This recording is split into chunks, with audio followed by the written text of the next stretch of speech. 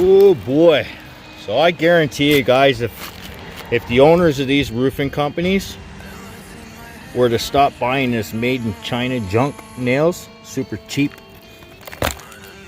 I guarantee you wouldn't be seeing this shit anymore.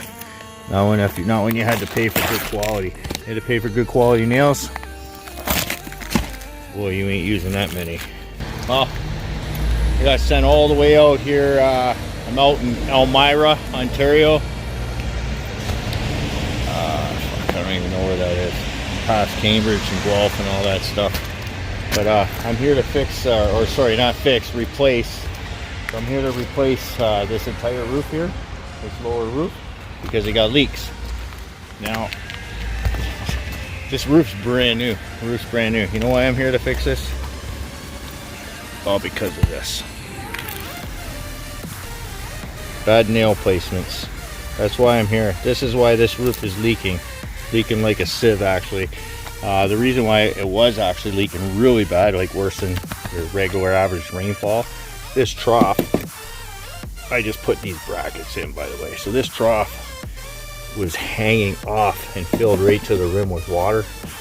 There all kinds of leaves, debris in there. So that was like just literally overflowing and pouring it right down into there. I might have to do a quick video on nail patterns. I'll give you guys a little tool out of J. Pino's toolbox to show you how you can actually shingle faster. You got your machine guns, your assault style nailers. So, but that doesn't mean you have to do a bad job. Like you can use a machine gun nailer and nail the shit out of your shingle as long as you're putting it in right. So I'll show you guys a little trick that works really well for me. I think it'll work really well for you guys too. Sometimes it takes about a day to get used to the nail pattern, because you kind of gotta forget about the way that you've been taught to nail. But I mean, it honestly is quicker, and it's going to guarantee you not to have any of these stupid any of these seam nails. I'm going to get this ripped off, and then I'll show you guys that little trick. And it's a damn good trick too. Like I said, it guarantees you no leaks. It's going to give you a way better reputation, and you can still go like, I know you like to hear the sounds of them guns going. But anyways, let's get at this.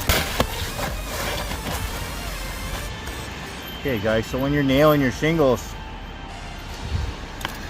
forget about going all the way to the end like you normally would. You guys usually like to take your guns and you go like this. You're reaching like this, and then you're going. The best way to do it, put your shingle down. You put your shingle down like this. Don't reach anywhere. Start right in front of you. Just go right in front of you. Don't even touch that end until you get to the next row.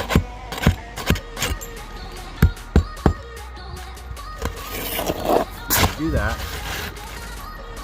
You do it that way. In front of you. You're ensuring. When you do it like that, you're ensuring that you got nothing in the way. So when you put your next shingle on, it's going to be like right there. So see, everything's far away, far away. Okay, make sure you have nice size steps. At least 8 inches. At least 8 inches. Especially, it doesn't matter so much on the steeper slopes, but when you get on lower slopes, you want to have a good step.